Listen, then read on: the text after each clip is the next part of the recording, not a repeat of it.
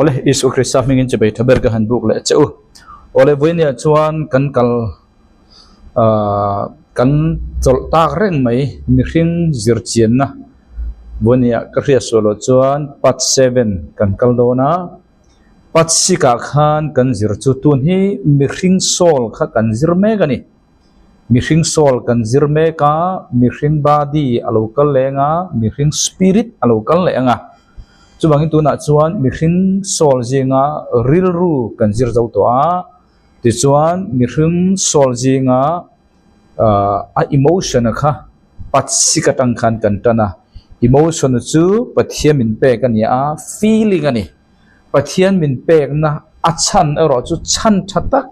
ama chibai kan bu ka nuam ti taka chibai kan bu ka lim taka chibai kan bu tura emotion hi min pe kani ma se chu taka chu setanan ron mangtang kain chu kan emotion chu ron mangtang kain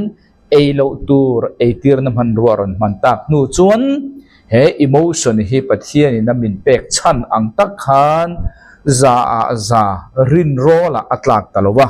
chuwang tak chuan voinia tharau thiang him ilo chan to nu nang le kai kan pian thar to nu hian chu kan emotion chu ring tu po ring lo tu a po om veka ma se chu emotion chu pathian in tangkai taka aman thin anga bihring pluk ma in voinia piang tharap to pole ring tu te poina kan man tangkai chuan thali tuk chak na min petu ani pathian rong bol i rong bol na a pathian i fak na a pe lo chung chung lim lo chung chunga rong bol le faktur khan pathian nang le ke min du lowa a rong ka bol na a po chu emotion chu pathian tharau thiang lim kai hoina noi omatanga lim taka chak taka rong ka bol na ta na te kha emotion kha bin ti chak tu ani pathian ko worship na ta na te ka tong trai na ta na te ka bible ka cher na ta na te ka emotion kha thatta kha dikta ka pathian pe chan anga ka man chon tangkai va khane ma se emotion kha apo ngapuya emotion na nuam kan ti zo rengot kha pathian du dan za ni lo ti kha thuk to nu artanga emotion aron mong dan kan kal sual na ti kha kan zira voinia chon chu emotion liam tuar khaboina chu kan zir to ni boina kan zir tur chu emotion feeling liam tuar kha boina kan zir do na ti chuan boina kan zir tur hi thu chunga ka ti anga chon engwang ka ti chuan he tong kama hi afim khura wangin afim khur kan ti chu athua hi akhira athua hi thu ka zirtir na po indong tam kring chuang lowa ke point ti chuan chuwang ta chuan in film khur takin atong kam hi koron mangdo na achan chu soisol chi khani lowa chuwang ta chuan chu kan emotion chu mi in a hliam lo tur ta a emotion alo na a emotion hliam lo tor khan engting nge kan om kan ti chuan chu kan emotion mi hring chu ril ruwa kan thang lian anga mo ril ruwa taksa a kan thang lian bokanga emotion a thang lian do pok tur tharawa thang lian bok tur kan ni khami kha mi ring tu po ring lo tu po kan ni ta a maro chu enge lo ni ta kan ti chuan kan emotion kha hliam lo tor to chuan kan emotion kha hliam lo tor to chuan engtinge kan om thin kan ti chuan chu kan emotion hliam tur chu taksana en kol dam at tul ang chia khan kan emotion hliam na kha en kol dam kha tu ta ni chuwang tak chuan enge lo ni ta kan ti chuan chu emotion hliam le emotion na chuan lo thei lovin khel lovin enge ron thin kan ti chuan chiat na mi hring nu na tharau nu na taksa a ril ruwa aron hong ve kani chu nial ruwa la ni lo kan emotion hliam tor to chuan chuwang ta chuan chu kan emotion hliam tur chu entirnan lung chiat na te thi na kan ti te ti chuan hlo cham na kan ti te beidon na kan ti te mi te na min du lo na te ani lo pole hlo na te zong zong kha min than tir tu min than len tir tu ma min son tir tu tan tangkai vek anni maro chung har san na lung chian na mang an na beidon na lau na kan ti mi du lo ni na kan ti kha kan en kol thei ba ka kan ti don nge kan tor thei ba ka aron song li tu ro chuan chu chia chuan thang chau tura ma son tura an chan thei rualin kan en kol ne lo kan control ne lo pia lama strong an iro chuan chu chuan enge miron pe kan ti chuan emotional thiam tur mo feeling na kha aron thleng ta ni chu ba ta chuan chu feeling na chu aron thleng ta a engwang mo kan ti chuan kan en kol ne lo ril run na thak do mai na ron soya kalo la thiam to lo kalak thiam pia bak lama ka ton ram kha ka pom thiam lo wa ka man thiam lo wa ka en kol thei lo ti meng o ka tuar thei ba ka ton ram mi min du lo na amo mi min hol na amo lo na amo chi rang emotion lam ka to na wang khan enge kanuna thil lo thleng kan ti chuan kanuna thil lo thleng chu enge ka ti chuan kanuna nat na amo kanun ka emotion a khan hliam na a oma chu chuan hun rei tak hliam na consequence kan ti chu nu ma kanuna min nei tir ta ni ha tu na kan soi kha kan ti tura kan da chu alo ni ta a chu wang ta chuan e khang ti anga hliam na tur tak na satak phei chu engting e an nunan om kan ti chuan e an nun kong hi mu le mala nei to lo an nun kong hi mu le mala nei to lo u nau ilo su na ani mai thei thi na ilo to ka ani mai thei I business a lo cham na ilo to ka ani mai thei engamo har san na turul tuk mai I to ka ma se chu ituar thiam ta tat lawa itor thei ba ka na sa a har san na mang an na beidon na hlau na chi rang tor na iton I ma chon na khan nang ma kha I emotion a khan liam asiama chu liam chuan hun rei tak inun konga ngong aron nei ta ni chu mai pon elawin anasat zual phei chuan inun ati buai vek thei nun a buai vek thei ni nun a buai vek theia chu da chuan enge lo thleng ta kan ti chuan nun lo thleng vek theia then khat a phei chuan nem ngei na le tran pui ngei na hello khopa nun buai nun har satna mi na thleng thei ta a chu da chon then khat pe chu a chan le wang pakhat ma hei hi ka lau chan ani he mi wang hen ka lau ti tur bo kha si lovin thil te nau bera po an lau kha a eng ber nge an lau po an kha chuang lo chu eng wang nge kan ti chuan an nun to rama an lo experience to rama an tor thei pia bak lama hun khir lung ngai na mang an na chi rang an to na khan an ma nia hliam na tak emotion lama asiam saka chu chuan an nun ati chemei pon lovin hun rei tak ngong an nuna anei tira hlau po thil te na wa po hlau vek hlau thong vek lo cham palang alo thleng palang ti a chan le awang po an lo ber po a chan le awang a engi an lo ber po resi lo khan thil tere uti a po lo nan khal vek ta ni chu bang tak chuan sam number somnga le pathum chuan engting e soi kan ti chuan sam number somnga le pathum changa chuan lo na reng om lo na mun chu ta chuan an ni chu lo na sataka chuan an oma lau tu ra om lo huna po khan lau na inan khat engwang mo an lo experience to a an nun kong bum bo deu mai har san na zong kha kan en kol thiama kan tor thei dan to kan tor thei to kan ni chuan thang chho tur pa so na min te tur an ni vek ma se kan tor thei pia bak lama har san na mang an na lo theng ani ro chuan chu chuan kan nun ko atibum bawa kan nuna emotional mo feeling lama khan har san na kong min siam saka a eng ber po lau po rian lo khan nun thap hang reng in nem man po lo khamon pan man po lo ang kha khang khan kha din mun kha mi in a thleng thei ta ni chu alo ni ta a chu bang ta chuan enge ka han soi du point ber kan ti chuan chung tiang ril ru hliam kan ti don nge i ril ru hliam kan han ti le me thena emotional hliam ani chuan enge an nuna an to don kan ti chuan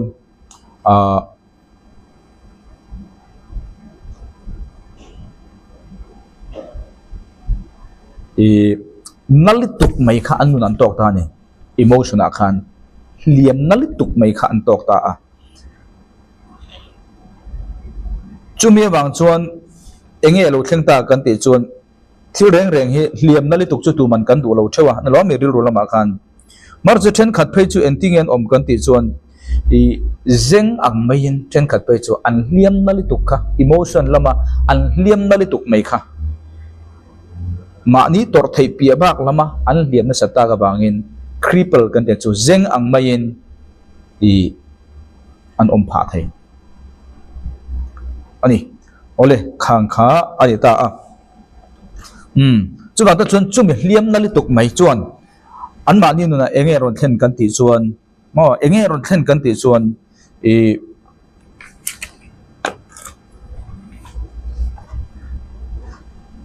mangai na te hi an thiam to lo an nam bek kan ti chu mangai na dong song tu ber emotion kha hliam ator tlat si chuan enge an nuna om ti chuan mangai na te kha an ria an ril ru in mangai nan khalituk ma se an feel thei to lo achan chu an feel na lai mun ber mai an emotion kha hliam nalituk mai tuar to thata chu mi wang ta chuan an emotion kha hliam to ka i enting ka ti don ni anam kan te chu mo amu kan te chu ku ta mu chur chur ke mu chur chur chon eng ma hello ang chia khan khami mangai na dong song tu ber emotion kha annama chu mai pon ne lovin aril ru po hialu tak tak lo ril ru lu na mo kha tiang tak tak kha nei lem lo ni chu wang ta chuan enge lo ni ta kan ti chuan chung ti anga khwa lo rei phei chuan enge anuna lo om don kan ti chuan i kha amangai na khriat na ber emotion kha atuiral ani mai sia hliam na tak ator wang khan chu chuan enge khriat kan ti chuan i feeling lampang reng kha leinat na kan ti te mangai na kan ti te do theina kan ti te kha tan chuanin a thu chu na khia a feel tak tak lo achan chu chumi a feel tak tak na lai zone ber a emotion kan ti kha hliam na salituk mai atwara a phur zo lo a enkol zo lo a tuar zo lo hliam na lituk mai ator na khan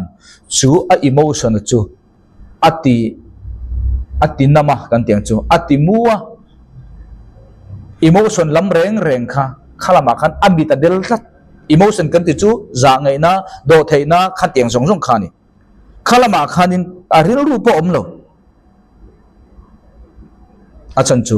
kha a emotion kha hliam na lituk ato na khan ati tuirala emotion thil lam reng kha aril ru om lo chung ti ang pasal chung ti ang nupui chung ti ang nu le pa kan le phei chuan eng tin nge a mangai na chu a fanau te na mo a pasal na mo a anupui na mo adon sonang ngai tu ta ela chu wang tak chuan khami kha bonia kan zir chu ni emotion hliam tur kha tuna khan ka soifia chu emotion hliam tur chu mi in alo to in anuna eng nge ara chuak emotion hliam tur khan kha i a emotion ber mangai na adon na ber leina na adon na ber khami ber kha anam tlat chuan zeng ang mai engma khrian na nei to lo tlat chuan abulo om kha engtinge kan ngayang kha alang ta ni chu bang chuan engtin nge mi pakhat chu a emotion a hliam ani ti kan riat thayang a evidence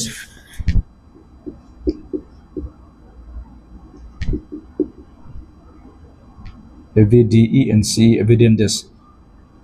he pa hi he nu hi a emotion a hliam ani a thin lunga na anei ni kan ti le don nge a feeling a nalit tu ka dei ni ti engtin nge mi pakhat hi I ena amo I ko ma rangin mo I riat thei dan tur kan ti chuan pakhat na enge alo langang kan ti chuan mo pakhat na etinge alo langang kan ti chuan pakhat na chuan in lei chin na konga in lei chin na in thian that na khalama khan atla cham le ni pakhat na chuan chuwangin engtinge om kan ti chuan mi chunga an khat mi chunga in ngatin ho oma mo mi chunga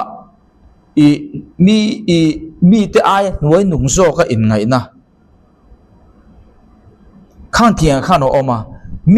mi zinga om khan in ma ni in lak thang ta mo mo khan tiang kha har san riau nei chuwangin then le rual tak tak thian he tiang che kha atan nei har sal tu mi chunga an ngat thingpui iduem kan ti chuan inti ang khan mai ati mayang a thum ngei du kha inti ang khan mai engwanga mo a emotion a khan liam na le tu atura ni ti kha khang tiang ni hingi mu chuan khathiam ro hau turan ne lawa dem turan ne lawa ano pangla yin nge ahun kal to he hian emotional a liam na tak alo to kha chuwang chon anun hi launa ina khata ma ni in ring tok zo na anei to lowani ti kha khiat tiam puya khonga leina tur zo khan ni kan khathiam in karing chuwang chu pakhat na chuan enge ahar sat na kan ti chuan enge ahar sat na kan ti chuan mo in relationship akhan relationship ahar sana nei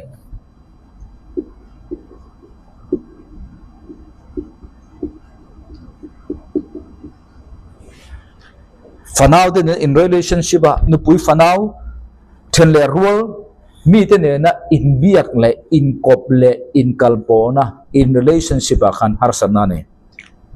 chu mai pon ne lawin ami ji a ama khan mi chunga in ngat tlat khani ama in thu thuk na kha chu mi chu ka tiang kha anei ngam lo chan chu confidence an hau to chu chuan ta chu bangin engting ya omang kan ti chuan mangai na tak tak te adong thelo mi mangai na tak tak po ape thelo mangai na tak tak po mi ne tangin dong har sa ti apa khatna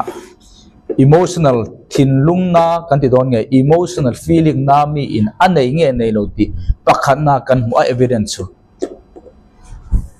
lei chin na konga atla chamani then le rol siam athiam lo then le rol than thian tha anei theilo wa mi te thian tha asiam thiam lo asiam theilo achan chu thian tha in siam na tur in lei chin na konga khan liam na taka tor wangin ma ni in kim ki le ma ni in la rang le mi ina anti ang ti mai din huna khan ading chu mi in emotional liam na atwara ni ti a evidence pakhanna kan mu thena ni apani na chuan enge kan ti chuan apani na chuan engtinge anuna emotional liam atwara ni ti kan mu theyang kan ti chuan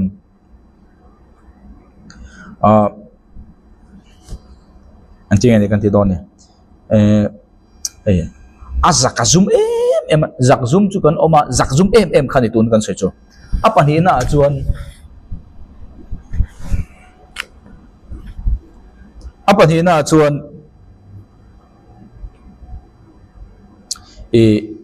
mani insit na ni khat mani insit na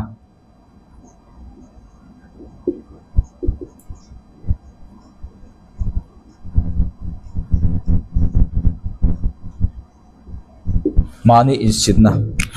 self image mo poor self image antia mani kha inferiority complex mani insit na mani thling lawa in ngai na kha apani na chona nei ni chung tiang e tilohin insit na kha anei ema wangin an zaka zum ema za zum na zak zum mai khana lo zak zum em khan ni chu mai pon lovin chu ti loi si e telovin mi te eting ni kan mi te soi sel tur mi dang te social tur khan the em bok ani chuan enge lo ni le bok kan ti chuan i mi te khiat lo nian du mi te recognize nian du chuwang tunge an ni ti hi prove du na in an khat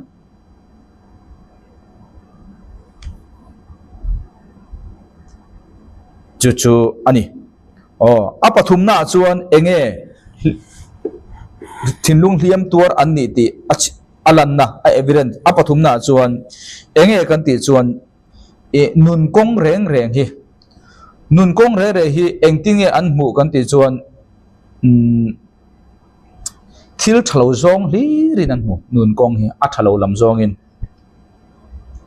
sapin kronzia nga pessimistic antimo pessimistic pathum na chuan pessimistic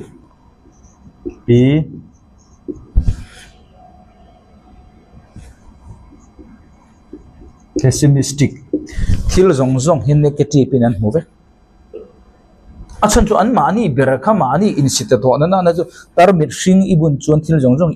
im hring ang che khan mani in mu fu to lo chuan thil dang kha mu fu har tang le tu ni social turan zong renga thil zong zong kha an social reng adik lo zong negative zong in thilan muwa negative zong in an ka tang in thilan soi boka an che ji a enting alo ombok kan ti chuan an che zuwa khian mui na inan khat an che ji re an mela mui ya ti chuan enting e kan am do an ril ri risel lo mel mui mel lungai an che ji apon na lama apu danin chung tiang mel am puwa an ril ru risel lo wa an ril ru risel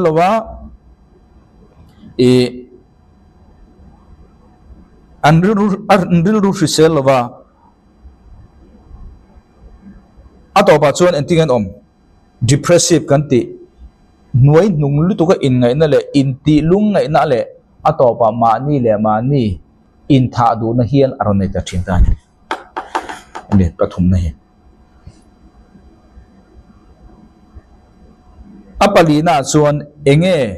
chung tianga thinlung real emotion hliam ta chuan enge apali na an nei ti entinge kan muang kan ti chuan apali na chuan Christian alo ni chuan mo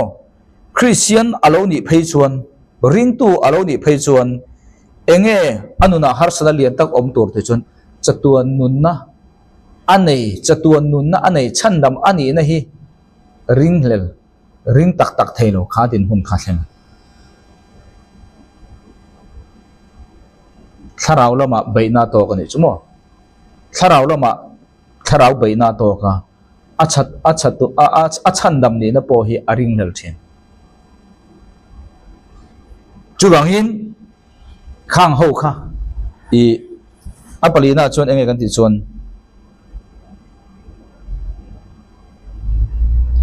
rin hlel na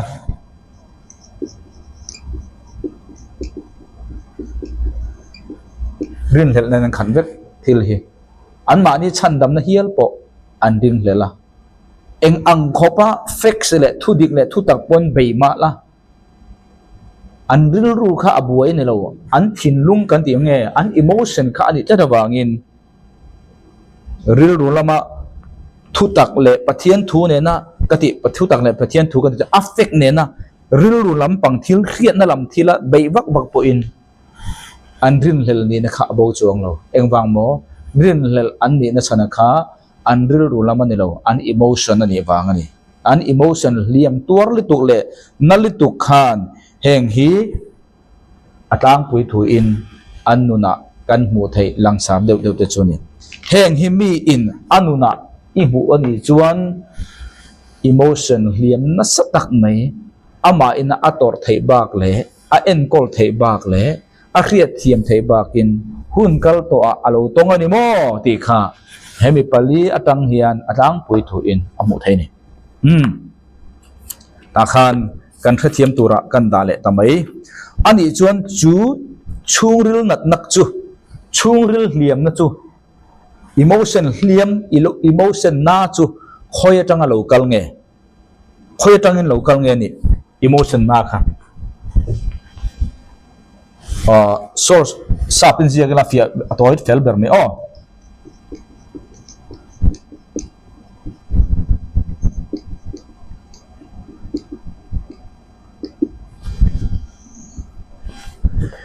khoi tangin nge chungril na liam emotion liam kha khoi tangin local ama chuna ron piang top chuni lo phot maya ron kal na chu anei ta nge me ni aron kal na kha kan zong don ta chu ta chuan aron kal na chu mi in na china kan soi to ang khan kan tor thei bak le kan en kol thei bak le kan riat thei thiam thei bak ka nun thong lu tuk mai nun deng thil min deng lu tuk mai kan to khan chu chuanin kan thin lung liam kan thin lum ka tele emotion liam kha asiam ani kan ti kha drama mo drama kan ti chu sapin drama an ti chu in liam na kan top mai liam pui kan tok ta ni chu chung rela kan chu alo ni ta chung ta chu engin eng ange mi in chung eng ange ato in chu liam an kan ti chu enga tanga local nge kan ti chuan thi na te lu su na tang te alomi a chuan chung ko ke chia nu pa in then chung ko ke dara tang te anilo pole na kan chan atang te na nei lo awang te anilo pole hrisel na than lo na wang te anilo pole accident mo kan to na wang te anilo pole kan ming kan ni na kan lawa mo kan ming that na kan lawa mo awang te khan mi in liam pui a emotion atok thei ta ni liam na tak atok thei ta ni chu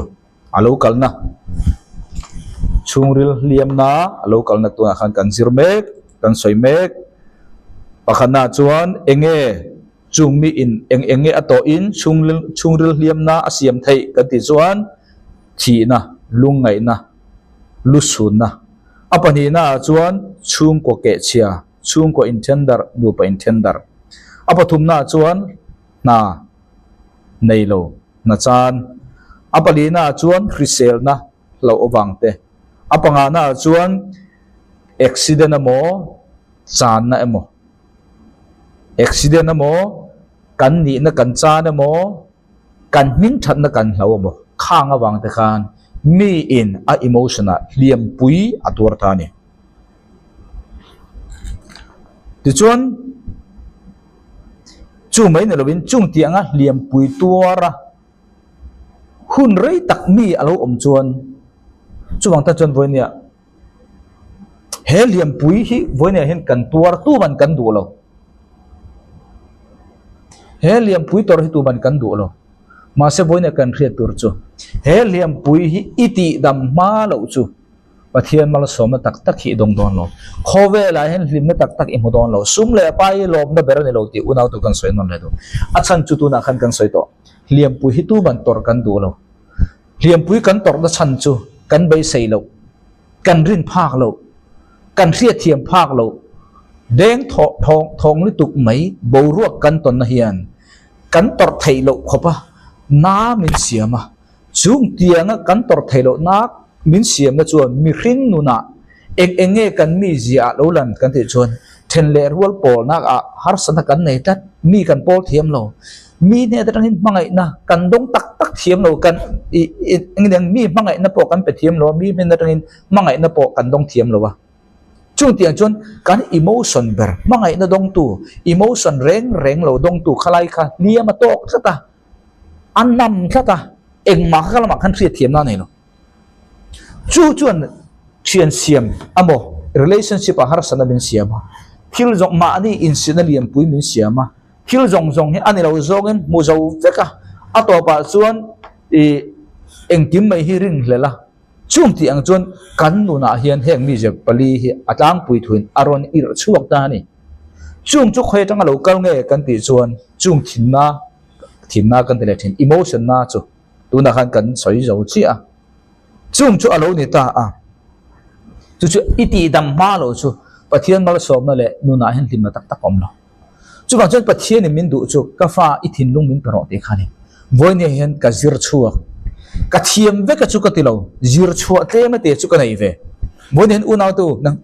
นังนี่ปอกกระสิลดูครบเจ้าเมวันเห็นนังนี่ปอเห็นเตียงฮิตอร์ดูโลมาอุละอินตัวทว่าชินนาอินายะริลรูเลียมนาอินายส่วนปะเทียนมัลสอมนะเห็นจอยอินอาจารย์บูสันเวกเจลังเจตีตัวขบเห็นทิลชาจงอินเนตกันกัลบูเวกตัวอาจารย์จุเองวังโมemotion ชูริลนาขันรำหวยinvite กันเถอะมันส่วนเลยรำหวยเลยทิลชลาวจงหากงไก่ห้องเด็กเองติกามาลลปาทาราวทิลิมโปลนะฮิดงโลแรงอาฟูลินโมเองวางโมชูริลนาค่ะเองเนี่ยไงก็แต่กินเทียมเบอร์ก็เสียเทียมดานคุยลีอินเนี่ยอีคุยลีค่ะอัตุรอุดเจ้าอีคุยลีตุรอุดชุงขันเอร์คอนนัวยะจะตุยตักโปเอโรอัจฉริยะตุยเลวนี่เลวเอร์คอนข้าอวดเลวนี่เลวค่อยมุ่นนวมเบรเบระค่อยทับเบรเบระโปอมมาละค่อยลุตุยตุรอุดนั่นหัวจนเอ็งมาหินวมตักข้าอมเลวช่วงที่อังเดาจวนกันชูริลเลียมที่อมจวนจุงที่อังจวนขอเวลานวมเบรมีนะอันสวยเลยอันไงเดทิลจงอ่ะพอเห็นกลินในเวกพอนี่ไหมล่ะคุยลิตูร์อบางริงดขันอันวมเจ้าโลอังเฮียนอิชุงริลเลียมนาบางนั้นค่อยมุ่งที่อันวมตักที่อิมุตวันโลอันนี้จวนคุยลิข้าอิสระคุยลินายข้าอิไปชัวพุ่นจวนคุยไล่มุนาพออมละอันนี้อังขันอันนี้อังฮิอาฟูลินอิฟิลเทียจุงอังจูอโลนี่จวนแต่จวนอันนี้จวนจูอิชุงริลเลียมนาจูเอ็นติงไอไปเกียงโอ้วันนี้เราบันทึกตักเอ็นปะเทียนตุนกฟ้าอิทินลุงมินโปรอเตียนปะเทียนเฮียนวันนี้กันทินลุงเราปุ้ยปะเทียนกันเป็นดัวเทียน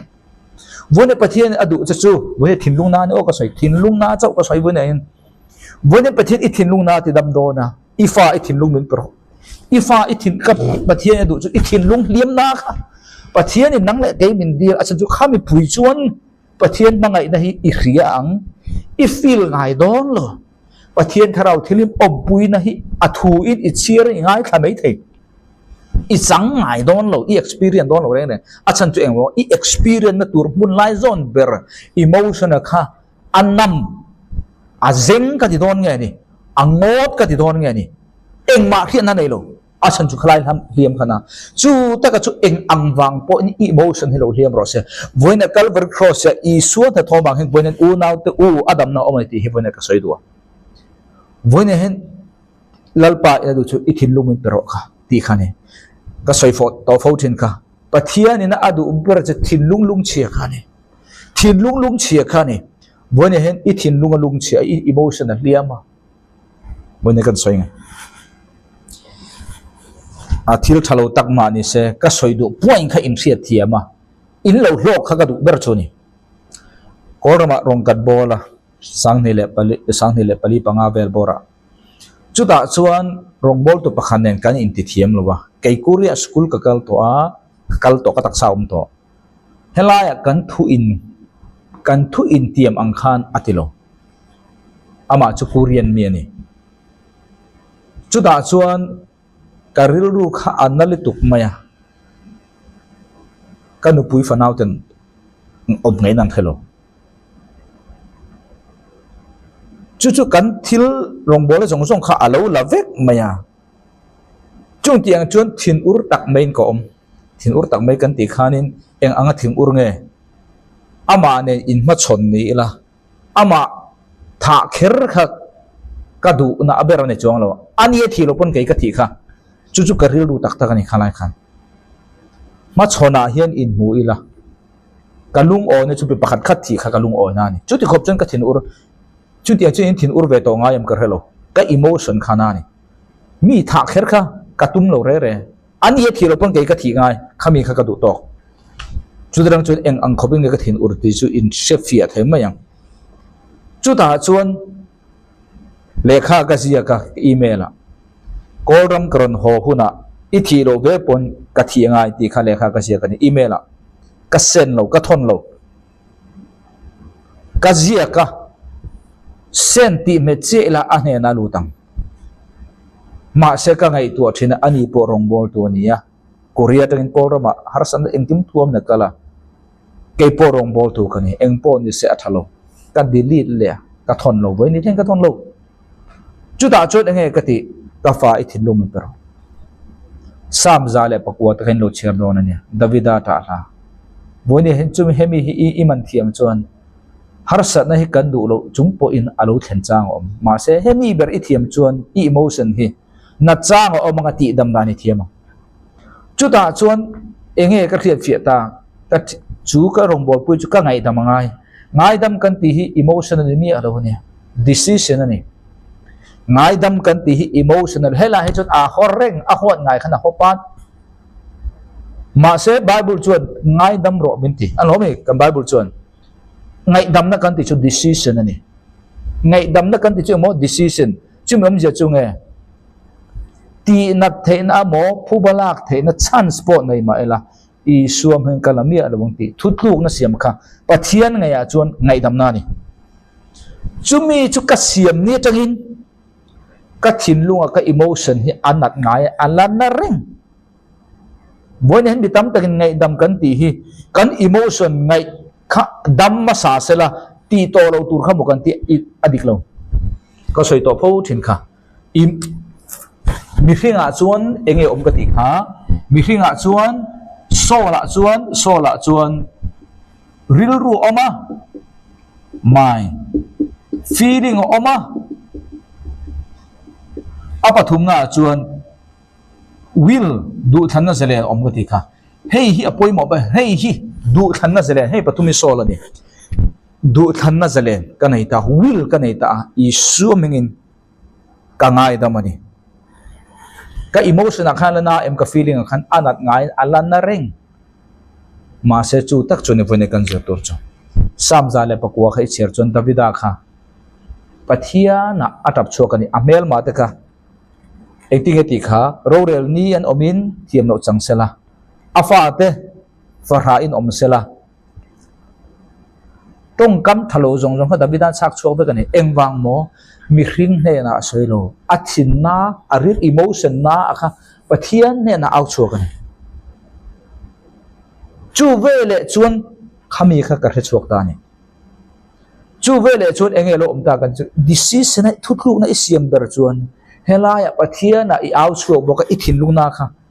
hani oma hani in fapa anei thelo fapa pathian he na dil du ma se pui thiam akana he na khan kumtin an kal khana kala athin lungna kha lei buan lo mi aphun mun mulem bible khan chero la phun mun mulati achan cheng bang mo athin lungna kha lei bu athin lungna ale bu ka wangin pathian in fanau apathei chok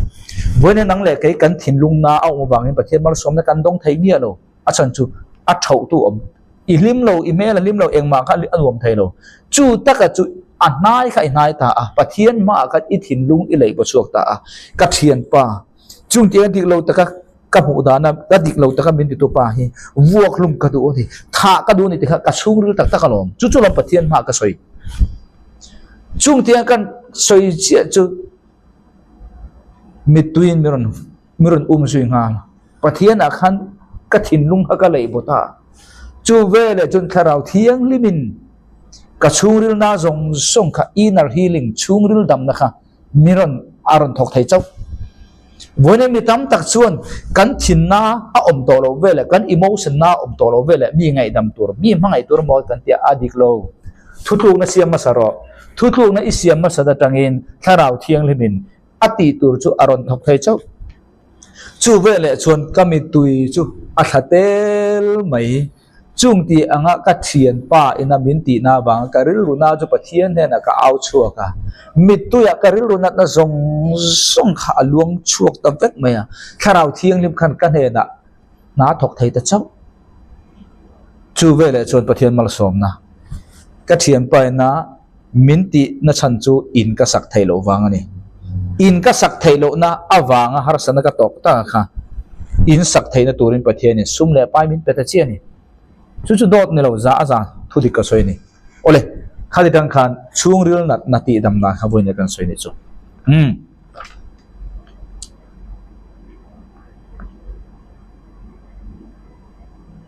chu wangin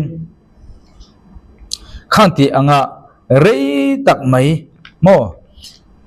kan om en tiang chungril na khatu na khan karon soi to a then khat chu chungril na nei khoi tanga local nge kan ti chon then khat chungril na local na chan chu i hun rei tak chung mai mi hnuai kan khosa amo mi soi sel hlo reng mi hau hlo reng maya hun rei tak hi om chon i chungril na na liam pui atok thai adang le chu nge kan ti chon i authoritative thu nei na hnuai kan oma chu thu nei na hnuai chon rum root main mi i entina soi tiang kolram mi chon kan theu kolrama sipai obet na hnuai kan oma kolram mi atam zok hi sipai thu nei na hnuai za ngai no omia lovin kan thiteng min han en kola kum som sari kolram mi khoi rama po kalsela keima ania hian chungrila hian kolram mi to phochu atam zok kan ni vekang mani inri to na kan nei ngai lo thil thar han ti tu te kan ngam ngai lo achan chang bang mo heavy authoritative khan min discipline sipain kum engmo zat min train na min discipline na khan keima ania confident kan hlau veka thil thar mirama kan va thlenga thil thar va ti tur ten keima ania ngam na kan nei lo huai na kan nei lo o khanga bang te khan churil emotion kha liam na pui liam pui to thebo kani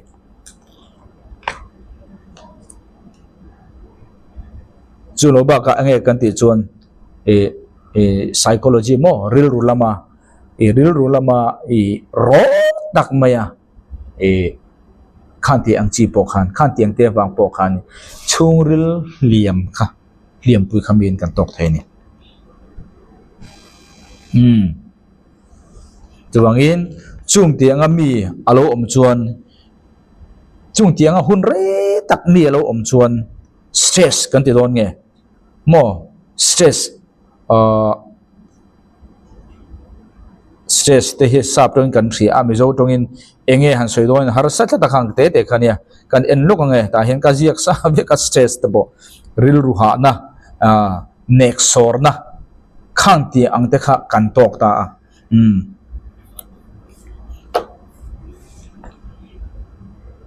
chuangin chung ti anga mi ina rei tak mai alo to chuan chungril hiam pui a to pa chuan enge anuna lo thei lo thleng tur kan ti chuan a feeling kha mi ang talam mi alo ni a emotion kha mi ang ta mi alo piang sul ang alo ni ta a chu da chuan enge aron nei kan ti chuan wordlessness thling lo ni anga in ngai na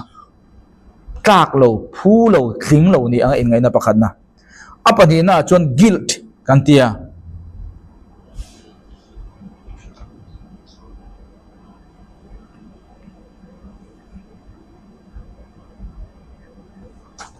apathum na chuan ange kan ti chuan resentment khuat na du lo na anxiety lo thon na khang kha ron thleng ta ni ro kan ziak lo nge sap tongin ziak ila afia le thawang mizo tong chon ka ziak vek thonan pakhatna chuan chungtia ang chi rang lu su na te na hlau na te le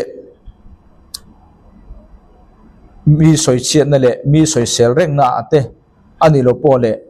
thu nei tu lian tak mai le chak tak mai na min discipline na hnuai hun rei tak kan om khan enge aron chu chuan hun rei tak mi hring chunga aron ti khan mi hring kha angin nge mani le mani chungril liam pui kha tortir kan ti chuan i worldliness mo thling lo tlak lo mani le mani kha ingai na kham siam ta ni hlut na nei lo angin min siam ter hluna nei lo angin min mani le mani in thena nei ter apathum na chuan guilt kan ti chu amizo tong kan zia kan ka zia ka kan en le lo nge guilt kan ti chu thil ti sual thling lo thiam lo na nei khan tiang khan min khan tiang pui khan thiam lo na apalina chuan enge kan ti chuan resentment ti chu khuat na du lo na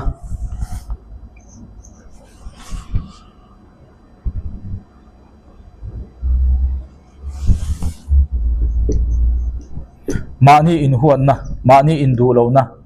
apalina chuan anxiety kan tia lau thon na mo lau thon na in kan khat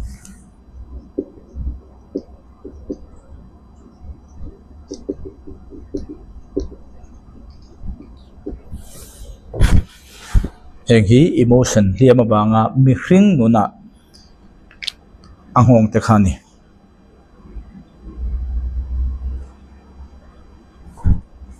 siam thattur kan nei tamji hi kan thetiam a evidence ka hi nia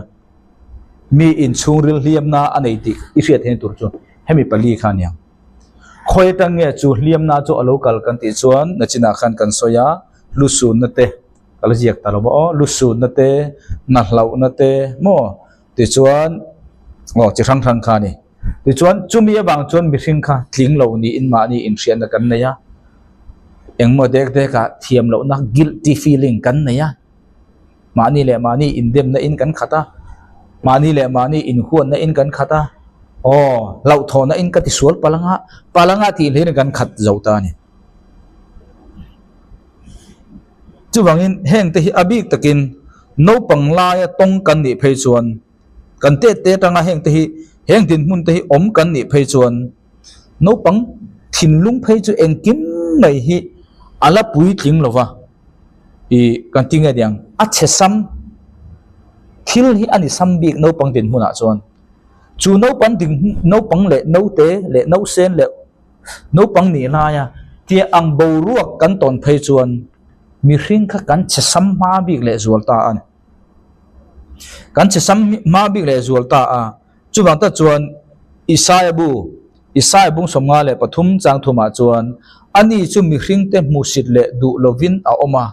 lungai na te nei mi le nat na khemi a nia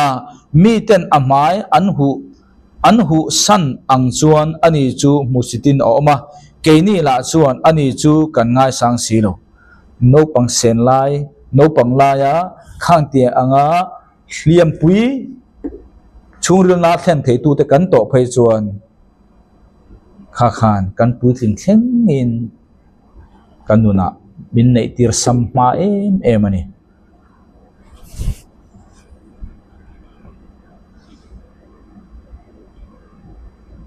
chuwangin no pang ani phei chuan ani phei chu enting ani kha tu ma du kanilo tu mai min du velo tu mai enga ma min ngai velo ti kha an nei sambi an feeling kha an emotion kha athalo lama kalma bi no pangan ni phei chuan chung chu ani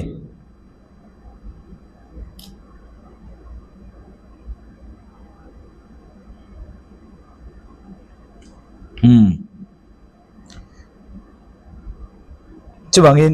chung kwa nupa chung kwa kan lo in thena nupa kan lo in then ani phei chuan no pangkha tuar beran lo dita no pangkha kan fanau te kha tuar beran lo ni ta a chuta chuan enge omta kan ti chuan no pangina an mangai ber bi pani an nu le pa te kha an mel ma ni thei der kan tiam tro nupa chung kwa kan oma chu chung kwa chu kan ke dar ta anu pa non then ta a chu nupa in then na wang chuan no pangkha engting e kan ti chuan security in hum him na nei ta nia lo anga kha feeling kha anei tir mai ne lovin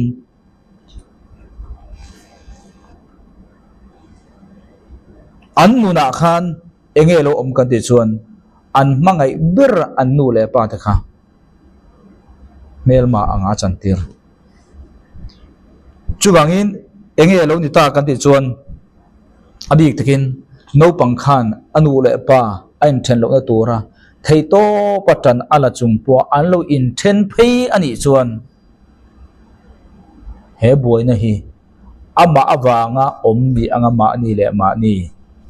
in dem na lian pui kha anuna anei tir thei chung ta chuni chuwangin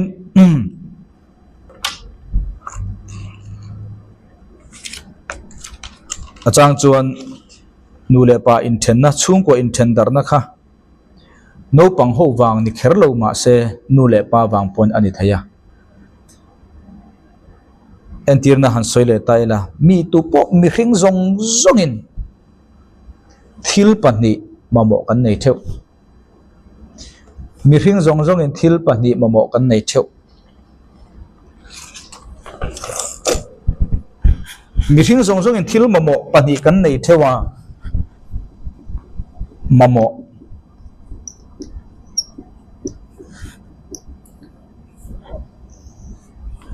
pakhat na chu enge kan ti chuan mangai na ni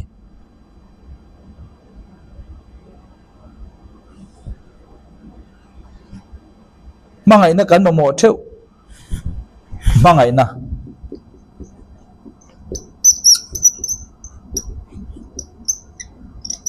apani na chuan enge kan ti chuan mi ngai sak ni ngai sak lo ni kan du vek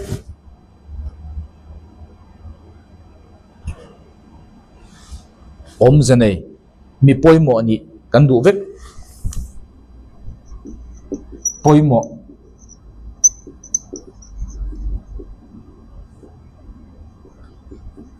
ngai sak lo ni kan du a mangai ni kan du vek chu chu mi song song kan mamo vek ani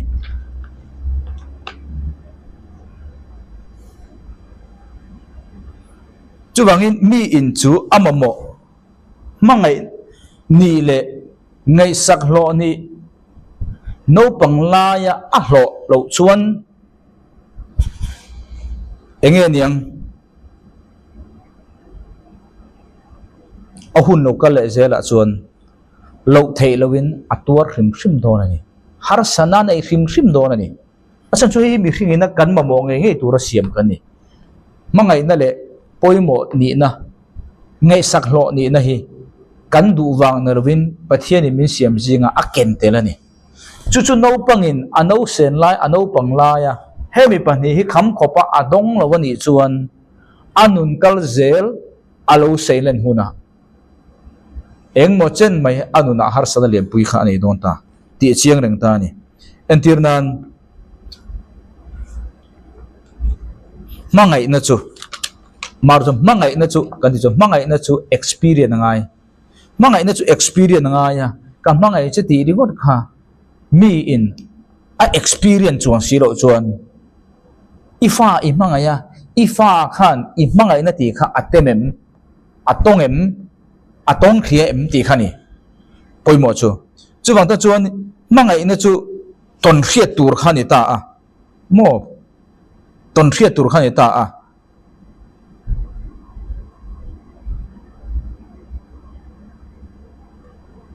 anh lo mi mangai ni ton khriat tur re ta a chuwang then khatam takin kan fa te thil sualan ti in kan hau vak vak ringot me thil than tin kan fak le chuang mi alawa eng wange kan balance lo thil kan du lo zong an tia kan hau ni chuan kan du zong an ti hunin kan mangai na le thuan oi na te kan ti ve chuang lo kan khil chuang lo an ti lo zong an tok tok a hau ringot kha kan ti thok ani chuwang chuan mangai na chu experience tur khani ton khriat tur khani a chuwang ta chuan kan fa te chu ending kan tiang kan fa te khan kan u le ka pa hi min mangai ni an ria za ma se an experience tan lo kan mangai na kha chumi om zia chu nge kan tong ka sovin kan mangai na kha kan ria tir be ni lovin kan tak sa po in kan mangai na kha an experience tura kan ria tir ngai ring tu tam jok ti hen helai zon hai kan tla cham mo ta ifa te hi englai punan sul ring chu ka ring lo ti that chang po an nang iti anti that chang I fak ngayam kan fak ngayam anti that chang kan ngoi da ya hey Facebook ate YouTube ate enta ila mi hian thil sur hian soi reng reng ka ring lo soi sur chang an nenga soi that chang an neng an soi sur chang hi kan chang kan soi loi an soi that chang hi kan fak le nga chuang mi alwa heng te hi in siam thatangai chu chon kan mi zia le kan om dan tam tak kong toro se mi kan soi se le chon an thana zona poi fak namang mi kan fak ngam lo chon an thana zona poi sel ngam lo kha chu dana danga kan soi du point chu mangai na chu experience ngai khani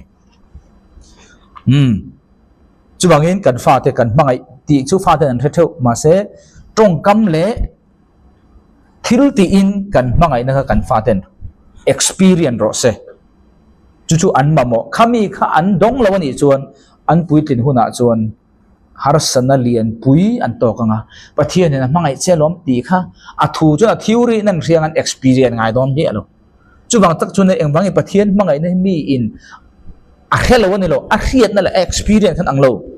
eng bang mo mu thei an nu le pa pathian te khan kan fa ta ne na kan mangai na kha kan experience tir lo kan feeling tir lo kan hu tir lo chu mi ni chon mu thei lo pathian pe chu en tinge mangai si ti kha an experience nang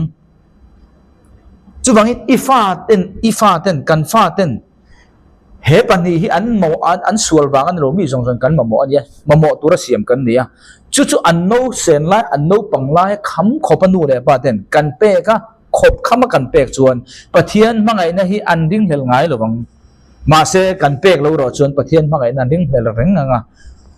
chu mai loin rin hel lai khat kan ti kha chan dam an ni na po hi an ding het tak tak lo chú chân har san liền tak siam don ta ni chu tu ma kan fanau te ni tir kan du lo theu tura kan da ani chuan voina iti tur le ka ti tur chu lang tareng mai I fanau he na khan I mangai ti kha za dik reng ni le a khiat turin itilangem actionin tongkamin chu bangin no pang chuan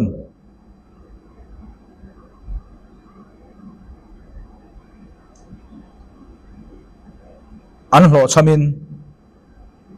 ani lo pole eng mo har sat nan nein tu ne na nge an kaltlang pui no pang oma har sanna ne ya mang anna ne chon atlang pui thuin nu ne na mangai na an ro mi in fa ta cheu khangai to ta ola na nu chutian ko om o kha mangai na khan mo mo ni chuan kan fanau te school an lo ho em khoi am lo ho in kan lo pom thi nem kan ngai thu te kan soi nga em ai lo kan te bu nge kha ka chu ke ma ni thun ro se ma se an mamo ti khai thiam apani na chuan poimo ni na significant an mamo ta a chuwa te chuan mangai na an mamo ang chi khan khi level za tin an mamo ta ni chuwangin no pang in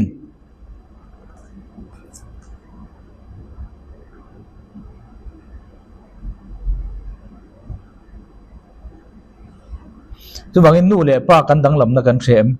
no pang chuan nu le pa kan dang lam na chu mangai na an momo piang in no pangin nu he nam pananga poimo omo engmo ni lo an do piang in pa ne na ron pan do ni skula bolam peta score apelu te ni chuan inaron ho huna anu ne na soi don lo kanu skula bol kan peta ka pen lut gol ka pen lut ti asoi lowang pa ber ne na thilang engwang mo pa ber ka chon van thiam tak em o khami significant kan ti create apa in ivan thiam em atia kha no pang khan na khami kha hadu kan thetiam to significant le lap ti chu nu le pa kan dang lam na khani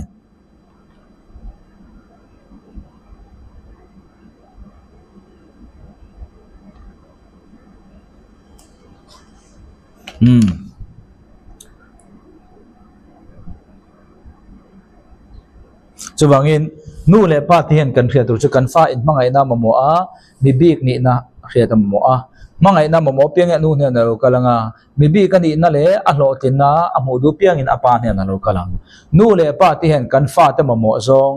e le bar sil le fen material thil tam tak an mamo ai tam kan pe vek thei nu le pa tam tak kan om the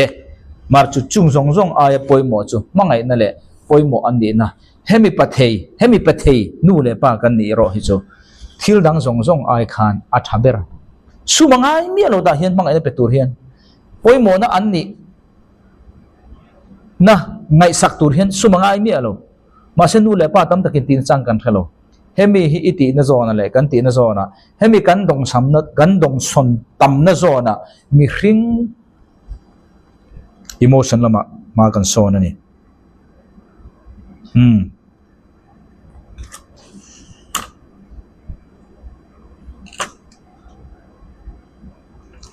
chu bangin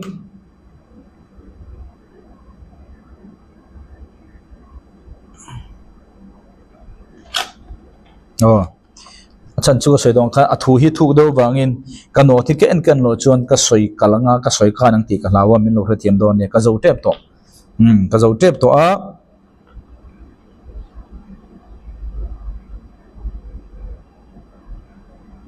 chu wangin hemi an no panglaya an mamo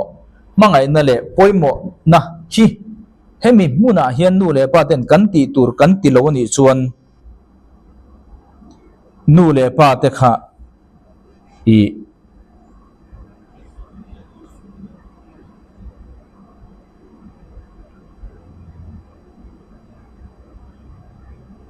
enting yang ma ni chunga thiam lo na a thenga mo kan thiam lo ni chu nu le pa te mo nei chu no pangten nu le pa tu lo puin an do pha thei bo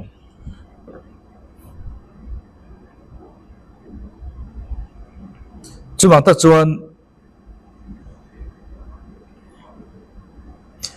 ta chuan no pang an no pang la ya kan fanau te an no pang la ya an om dan tur hi mo an mi hring ni zia an mi mal nun ni zia hi eng ne nge ing kung kai khoi chunga nge in ngat kan ti chuan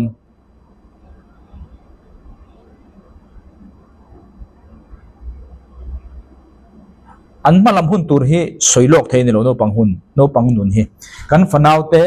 malam hun tur hi soilok thei hrilok thei lo tu kani engwanga mo kan ti chuan an mani mi mal nun le an chen na environment chunga ain hat an malam hun tur anom dan tur hi chung ni ta achu wangin no pang pakhata na chuan a in chung khur kha a chen na in chung kha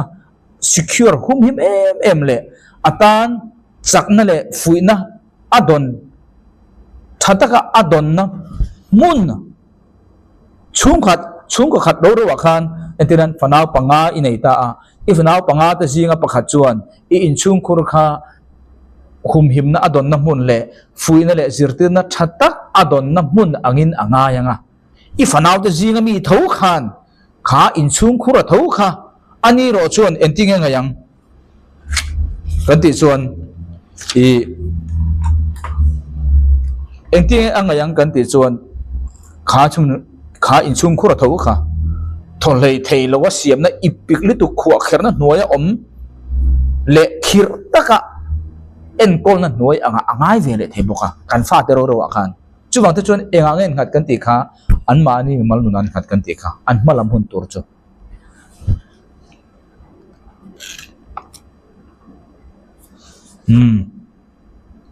chuwang in no pang then ka tan chuan a in chung kha ma ason na mun le sakna mason na rabithar adon na mun ani thei rualin no pang then khatan chuan kha in chung khur ve ka kha eng muna nge chan ve thei kan ti chuan atan ti bai om atan in thim mason na om lo angin angai ve thei boka chu bangin mi mal no pang kan fanau te mi mal nu na khan a in kung kai hle ni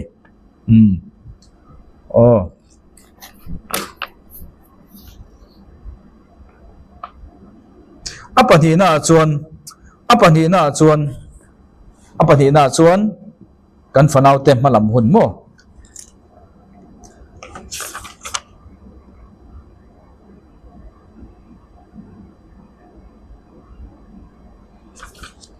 apani na chuan enge kan ti chuan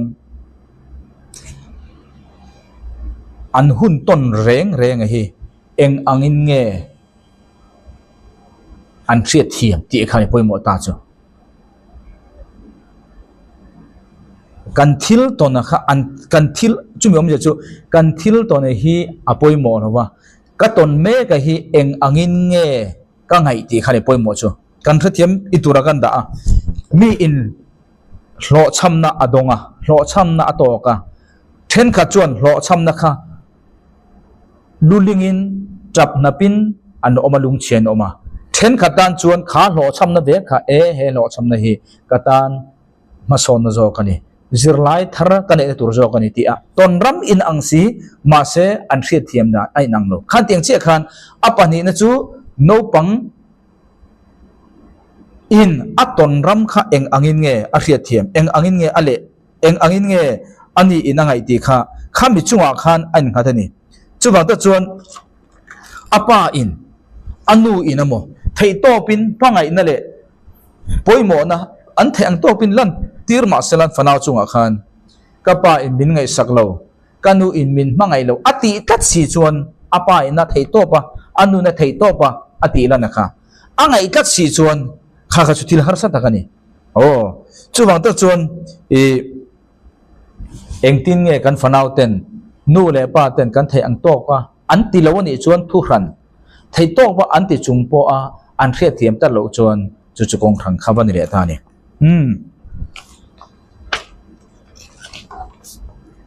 ti chuan chung ti anga thinlung liam emotional liam mi in anei chuan engtin nge lo omang kan ti chuan emotional liam khami in anei chuan engtin nge lo omang kan ti chuan tiang hian om thei ta ni ta hian thingkung om ta a ti hian thingkung om ta a he thingkung hi thingkung anu ta a he ta hian thingkung pakhat ve tho om ta a ti hian om ta a hela hian a than hi kin ta emotion liam a kha emotion na chuan helama hian a thang theilo athang thailo akum upama sala angai dan te a christian ni na pian tharna rei to ma sala angai tu na te arem ruat dan te angai dan te ta engwang mo emotion lama khan liam tur na ya chu a liam tur chu ti dam ani tan lo wangin kumrei tak rong bol tu pastor polo nro se evan polo nro se christian polo nro se emotion liam na ani pho chuan a emotion hi ta hian athang mi alwa ngai dan no pangte ane eng mon le ka anwar ma nga upa pui si kha khem reng nga yang kan hi tem tro chu emotional liam te ne na thil kheng ani chu kanoti kan en lenge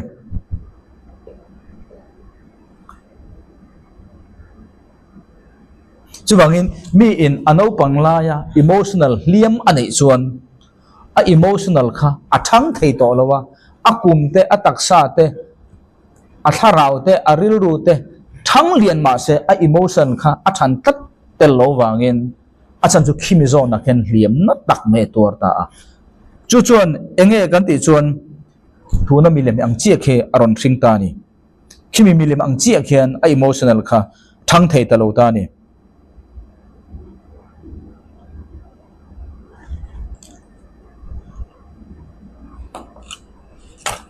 chuan psychology te chuan entinge an soi kan ti chuan psychology te chuan entinge an soi kan ti chuan psychology te chu soi dan society ahu howa po ni ro se emotional po ni ro se real rulama po ni ma sela buai na siam tu ber pakhat na chu tu te nge kan ti chuan mi pui tling lo ten ni sel ti ni mi pui tling lo te hian au ho ji nga po emotion lam ba po ru lama po ni se buai na siam tu to reng masaber pakhan chu mi pui tling lo te ni ti kha psychology real ru jir mi ten an soi dan ni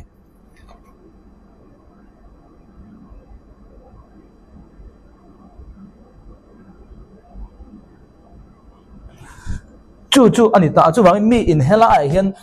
a emotional hian liam a tor chata a chin fel lo chuan hemi a emotional liam khan a than le zial na dur kha adang chata chu da chun mi pui thling lawa chuaka ko khana ni se engmo hlewa phun noi ang thin ur le mai khang kha lo ni ta ni a hu ho thila po kha ani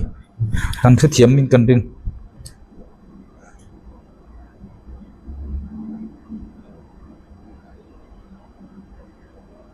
achan chu no pang hi enta ila no pang hi enta ila no pang hian thil rei plan tur kha an hak pai lo mi achan chu no pang chun thil thui khan mutat lo thil kha thui an du an thin te toy an hak pai lo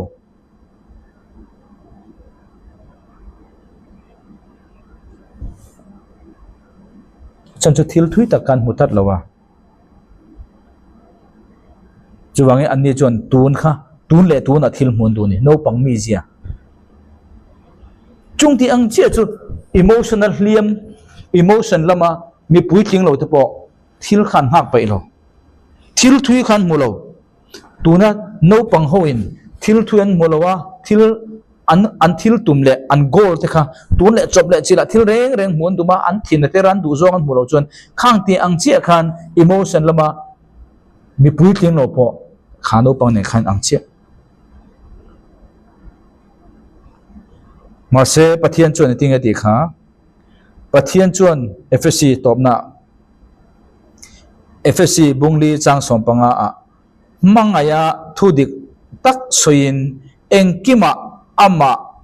a kan than lien kan thang lien thaizo kang engkima thang lien turin pathian min do engkima thang lien tur khan emotion than lien po tel emotion I than lien lo chuan no te ang kha no pang ang kha kan ni don kan kum pui tling to ma se thil reng thui tak thlir thiam lo no pang chuan rei tak thil ti tura po